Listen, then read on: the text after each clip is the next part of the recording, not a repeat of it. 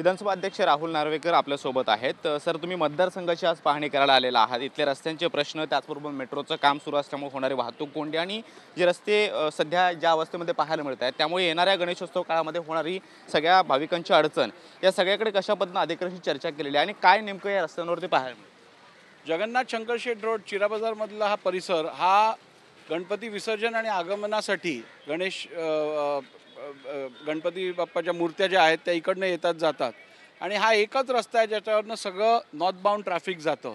असं असताना ह्या रस्त्याची जी परिस्थिती आहे ती बघितल्यानंतर इकडनं गणेश मूर्त्या ह्या कशा नेल्या जातील हा एक मोठा प्रश्नचिन्ह आहे आणि भाविकांना आणि नागरिकांना त्रास होऊ नये विसर्जनाच्या वेळेला किंवा आगमनाच्या वेळेला, त्यामुळे या रस्त्याची त्वरित दुरुस्ती करून घेणं अत्यंत आवश्यक आहे। इकडे मुंबई मेट्रो रेल कॉर्पोरेशनचं काम चालू आहे आणि त्या कामामुळे पण बऱ्याचशा रस्त्याची परिस्थिती खराब झालेली आहे।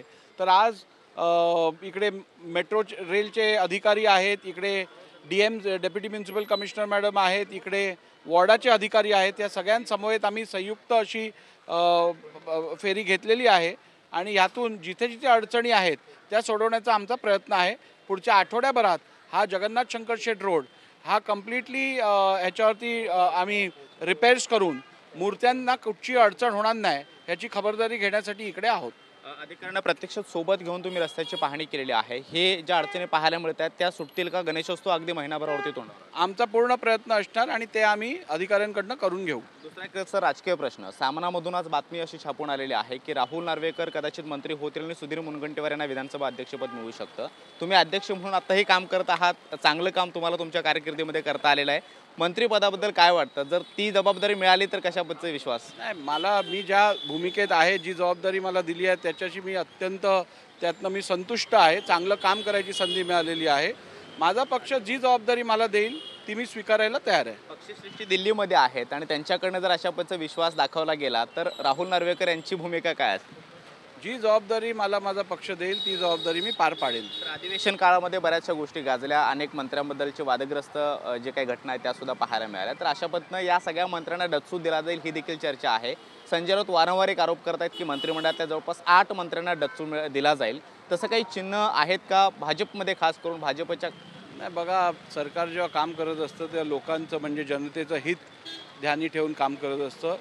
जे निर्णय जनतेच्या हितात आहेत ते निर्णय सरकार घेईल।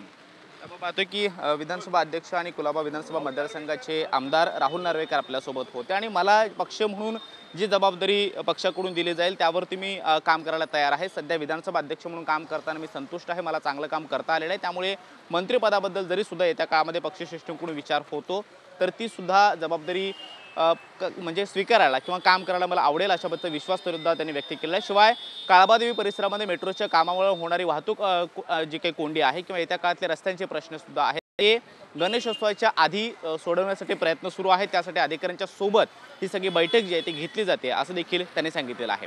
कॅमेरामॅन योगेश सोबत मी कृष्णा सोनारवडकर, TV9 मराठी, मुंबई।